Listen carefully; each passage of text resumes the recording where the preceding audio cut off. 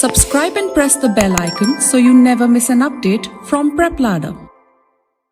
Hi there, this is me, Manik Gupta, and I welcome you to this very special, very interesting, and very elusive class of strengthening and weakening the argument. This particular section is going to deal with reasoning, right? And this form of reasoning that we are seeing here, it is mostly common for your marks examination, as it is mentioned here, and it is also a part of your CAT examinations, right? I mean, in there it is not that explicit, right? There is not a particular section that is dedicated to it, right? But in passages they ask you this kind of question, that which of the following, if true, would basically strengthen the argument or weaken the argument, right? So keeping that in mind, this class is all about the strengthening and weakening argument questions and the types of it, right, which can appear to you for the examination, right? Before we proceed further, I would just like to share to you that this is a glimpse, this is a very basic gist of the concepts that are covered for this particular topic, and I would highly urge you that you enroll to the PrepLadder app, which is there in the description link, right? Become a part of the PrepLadder experience, right? You'll get amazing dedicated classes, questions and notes for this particular reasoning class. So don't delay the response or delay the prompt, right? Download the app, right? And you'll get the complete experience. So for now, without wasting further time, let's dive right into it. So the very first thing that you'll get about is the basic definition, right? The basic definition is that strengthening argument, right? The sentence that supports the given argument or conclusion. Now, what am I mean by argument or conclusion, right? See, sometimes in the question, right, they give you a conclusion that so and so thing is happening, therefore this will happen, right? Sometimes it is explicit, sometimes it is implicit, right? Implicit, generally it is in the for the CAT examination, but most of the times if there is this particular section being discussed, right, there the conclusion is already given to you, right? So keeping that in mind, when we are dealing with a strengthening argument, right, the one that will support the given argument, that is your strengthening argument. And on the opposite side of it, or on the other hand, the sentence that contradicts the given argument or conclusion, that is your weakening, right? Strengthening gives strength, right? Weakening takes away the strength, right? I mean, another point to note here is that both the argument that is presented to you, right, they are most of the times they are not taken directly from the passage, right? They'll not be a simple copy pasted line from the passage, right? They'll present to you a different third line and then they'll ask you, right? So the arguments are not taken from the passage itself most of the time, right? I mean, if the examiner is trying to make the question easy, then yes, they can take it, but most of the time it's not like that, right? So the line is not taken from the passage itself, right? And another point to note here is both do not start a new topic or discussion, right?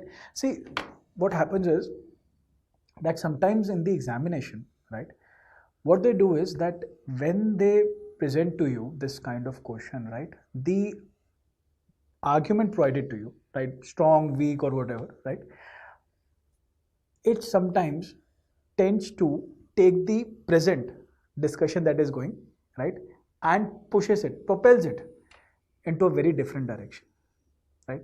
That we do not need. Sometimes the examiner does throw that because examiners, they are aware, right, that we are all rational beings, right, and our mind, our thinking, our speculation, right, they can they know no bounds, right? Our speculation has no limits, right? And when something is that much limitless, right, you do not have any idea where it will reach, right? Like for instance, this just happened recently, right, that a friend of mine and two friends of mine basically, they were not here, right, in the very office that I work, they were not there. So I was thinking, they must be partying, right, without me. Such cruel, heartless people didn't even invite me, right? So that was my speculation, right? Although I did not have any proof of it, but that was my speculation regarding it.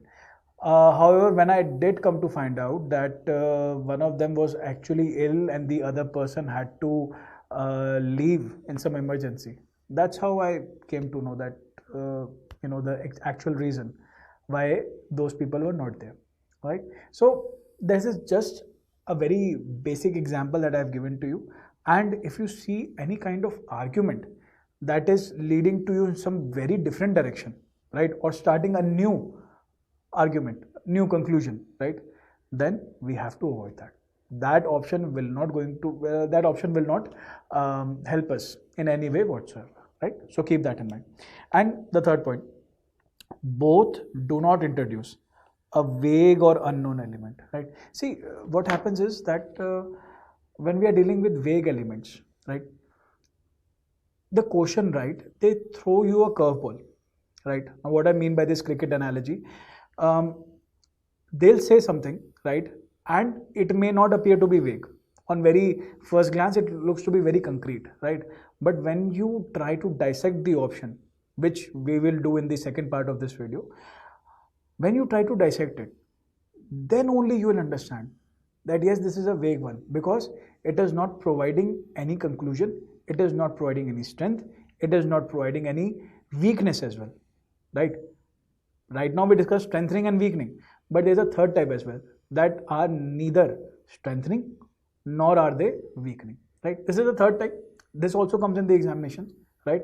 But since we are just going through the very basics, right, we are preparing you about 70 to 80%. We are basically enabling you to handle these kind of questions, right? For the 90 to 100%, I mean, you will have to enroll into the PrepLadder app. And I just got to know that there was a contest going on there. So, why not enroll there? You might be the lucky one to get a free membership, right? So, let's dive into the next one. Now, you see this example here, right? Very common example, right? Alcohol consumption should be banned in India, right? Now, this as a topic, right, it has gathered so much debate, talks, discussion, controversy even, right? This is a very normal topic, and as an example, that's why we have picked this, because you will be able to relate this. You will be able to relate to this in a manner that is very understandable and something that you have experienced, right? So let's just see, right? Okay, though the conclusion is alcohol consumption should be banned in India. All right, see, there is just a statement, a starting statement. Now, if we have to give strength to this, right, we have to give strength to this conclusion, then we can say alcohol damages liver, which is hazardous for health, right? There's a very old saying, right, that excess of everything is bad, right? And alcohol has been, when taken in great quantities, right, it does damage liver, right? So if it is damaging liver, then it is hazardous for the human health, right? In any form, it is hazardous, and it should not be allowed to sell it openly. It should not be allowed, right? It should be declared as something that is illegal or harmful, right? So keeping that in mind, this very point is strengthening the conclusion that yes, alcohol consumption should be banned in India on the grounds of health issues, right? So this is giving strength to that. However, if we have to weaken the argument, right, then let's take this point. It should not be banned, as alcohol consumption contributes $70 billion in revenue, right? That's a huge amount, right? Alcohol as a industry, brewery, microbreweries, whatever, the segment of industry is, they are contributing a very large amount to the economy, right? And if this pillar is removed, right, if the selling of alcohol or consumption of alcohol becomes illegal, then we are losing out on this huge chunk, right? And we do not want to lose out on that. Why would you want to, right? So in that scenario, weakening argument, that is that if we ban it, then we'll lose this much amount of revenue, that is going to ultimately weaken the given conclusion, right? So with this example, right, you're getting the idea that whatever be the situation, right, you need to use a little bit of common sense, right? See, as the great Voltaire himself said, that common sense is not so common, right? So this is something that cannot be taught, right? This is something that you learn, right? And you learn it through experience or daily practices, or watching educational videos like this one, right? So this is something that you have to get good at, right? And the question banks that we have, right, that will absolutely help you to become a master in this very disruptive sort of topic, right? So from here, this is the end of part 1 of the video, right?